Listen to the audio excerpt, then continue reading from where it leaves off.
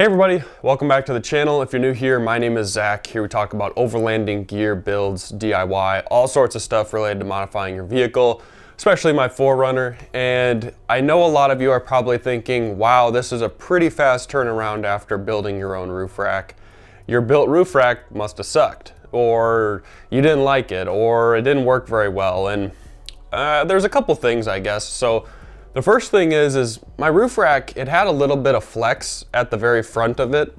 And so I didn't love that. It was fine, but I would recommend that if you were to build that roof rack, you maybe use a little taller extrusion or something. I'm not sure if maybe a 3 by 1.5 would be good on the sides. It kind of makes sense why people use some sort of rubber foot at the very front of the rack. So it wasn't a design flaw necessarily, but if you needed it to be very structural and you weren't mounting a tent like GoFast does, having that cantilever, something either needs to support it at the front or you need to have taller rails on the sides. So I actually, when I was at Overland Expo West, I met the guys at Sherpa and I talked to them a little bit, and we decided to kind of work together on some content, and I really liked their racks. So, you know, I got a rack and I installed it, and I just wanted to talk more about the rack, why I like it, why I think their design is unique, and show you kind of installing it and testing it out a little bit. So also a little forewarning, I feel like this video is kind of like the Michael Jordan flu game or something like that. My voice is kind of gravelly. It still is right now. I'm still a little under the weather, and so my voice is just not ideal for talking, but I still want to make this video, and just because I'm sick doesn't mean I want to stop making content for you all. So bear with me if my voice sounds a bit gravelly, that's why. So a couple things I just really like about the rack up front, and I'll mention this throughout the video a couple times, but they use a harder alloy aluminum, which is stronger than most other racks on the market, which I really like. And this is the same alloy that's used for most aluminum extrusions. I also like that they use 1/4 inch thick aluminum for all their brackets and their rails. A lot of companies don't go that thick because it's more expensive. So using the harder alloy and the thicker material is more expensive, and that's why Sherpa racks are some of the most expensive of that like extrusion style roof rack that's on the market. That's why. It's not necessarily because they're upcharging you, it's because literally all the materials are more expensive. The next thing that I really like about their racks is all of the brackets are designed in a way to not move. So because they're out of the harder alloy, all the brackets are really structural and they're wide, so they don't rotate and stuff like that. And especially where they interface with the vehicle, they've got these massive rubber spacers. The spacers shim the whole rack high so that your rack doesn't rub on your car at all.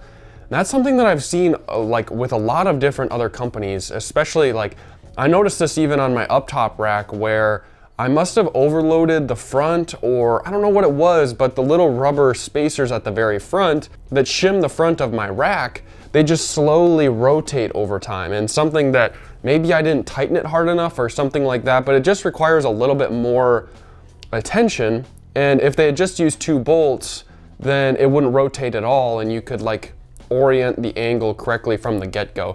So there's just some things like this that I think Sherpa's done a really good job of designing, and it's pretty bulletproof as far as racks go.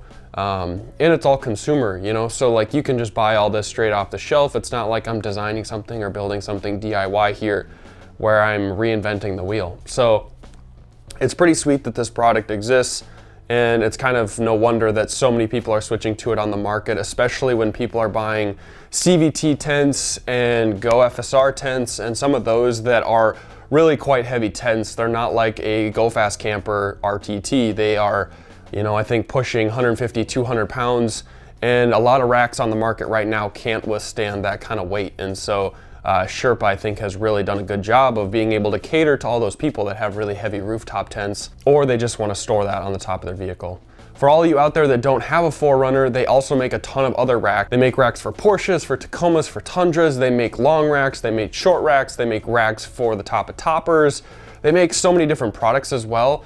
And I was going through all their accessories. They make so many different brackets. They make MaxTrax brackets, they make different awning brackets. They make a low profile awning bracket, a really burly one like the one that I bought, and they have just so many different other brackets. So if you even don't have a Sherpa rack, go check out their accessories, because there's a pretty good chance they work with yours, since almost everyone uses 1x2 inch extrusions, and all of their brackets probably will work on your rack. So that's something to check out if you've already bought your own rack.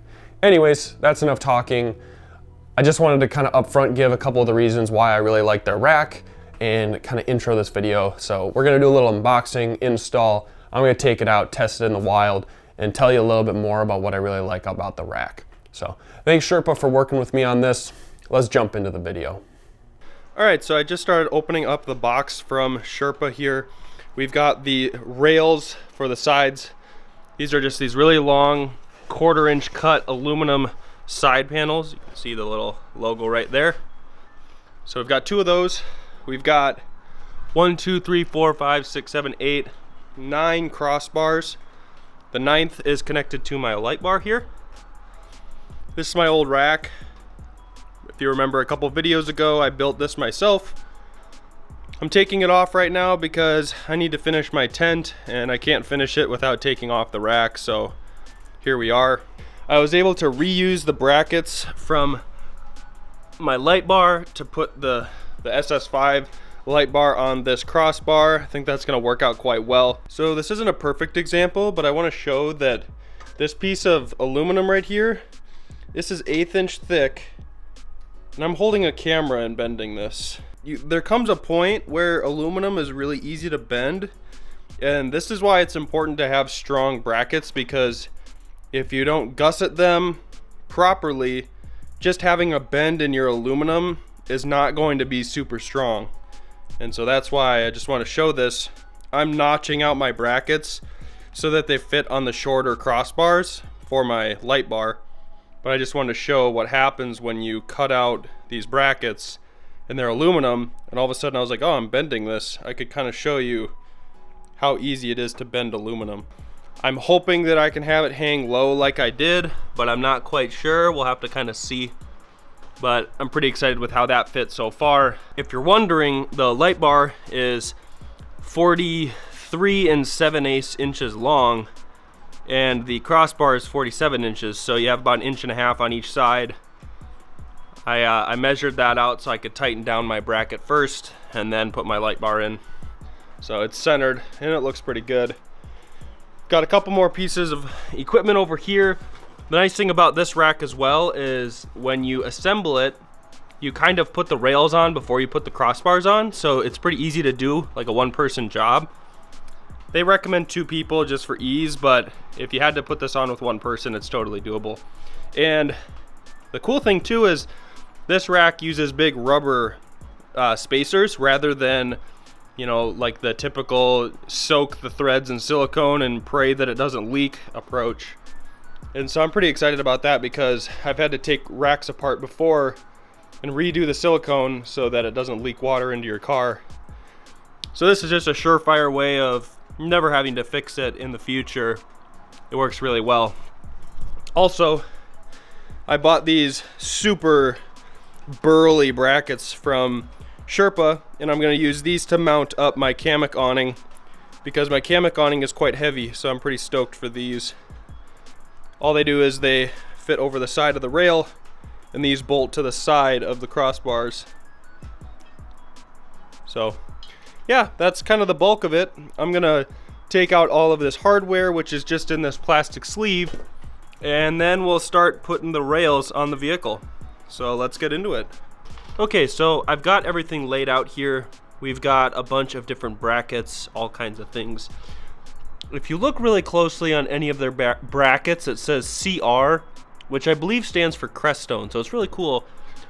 They've got little labels into the metal on all the brackets.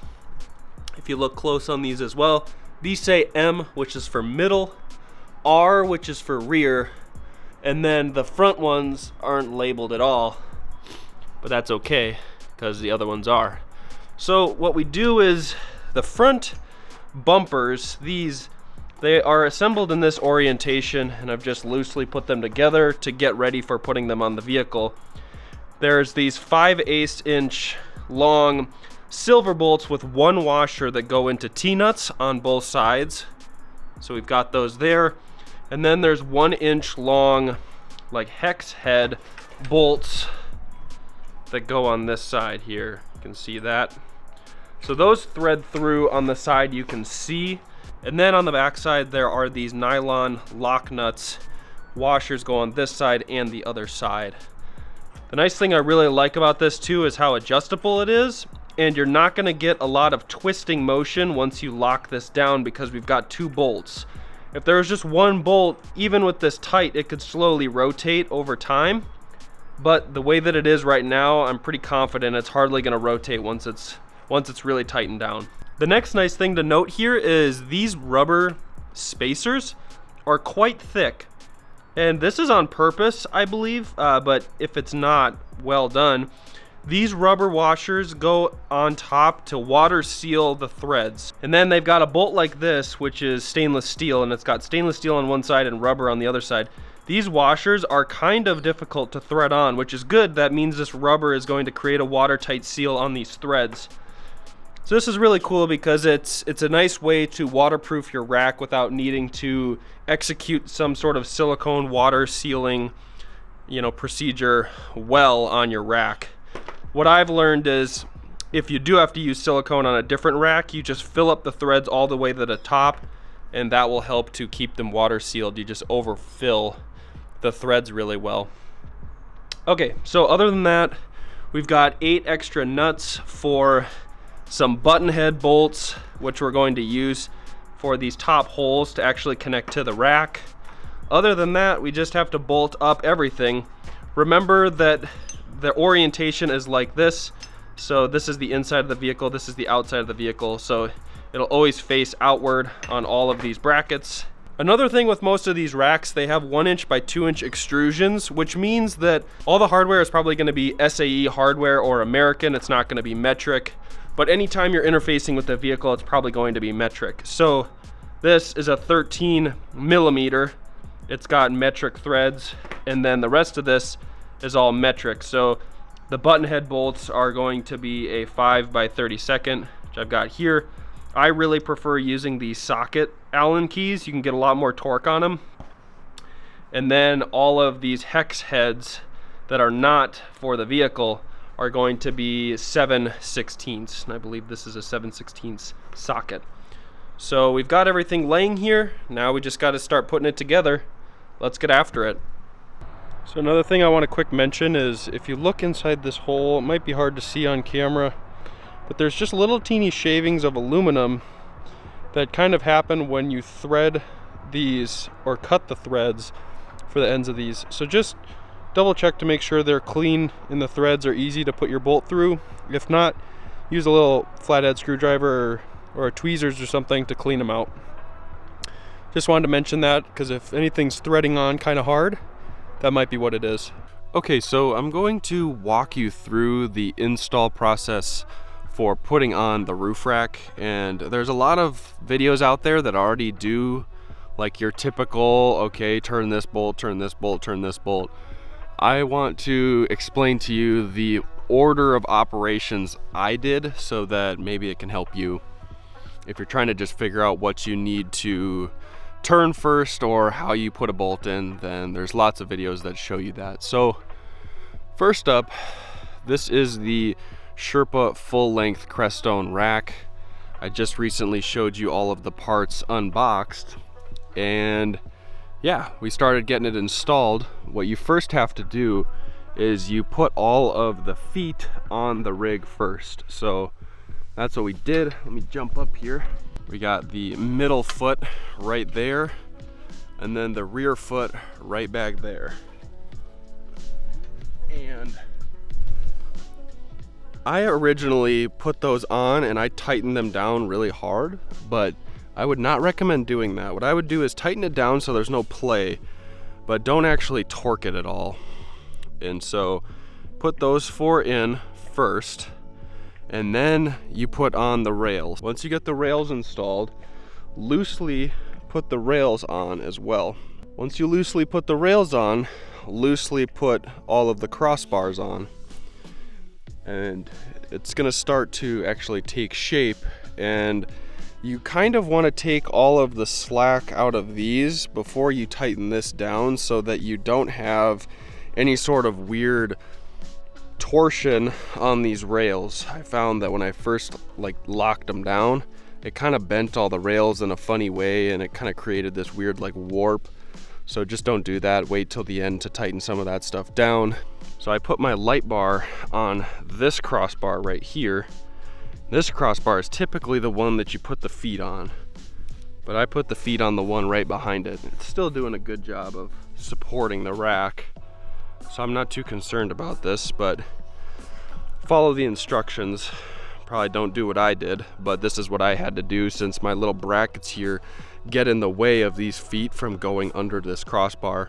But what I found was, as I needed to measure, figure out where this is gonna hit on this rubber stripping, and then I took the whole roof bar off and tightened everything off the vehicle, because what I found was you can't create enough force to push down. So no matter how much you shim this, once you tighten it, it's gonna drop a little once this portion is pushing into the rubber, the amount of the torsion and the weight of the rack and everything. So I just kind of estimated how far down that foot needed to be, and then I put a bunch of pressure on this bar here to actually get these bolts to go in. So it's kind of hard to see, but there's a CR in between these two bolts. What I did is I lined up the washers with the little horizontal bar in the middle of the R. So like halfway up the R, there's a horizontal drawn line to write the letter.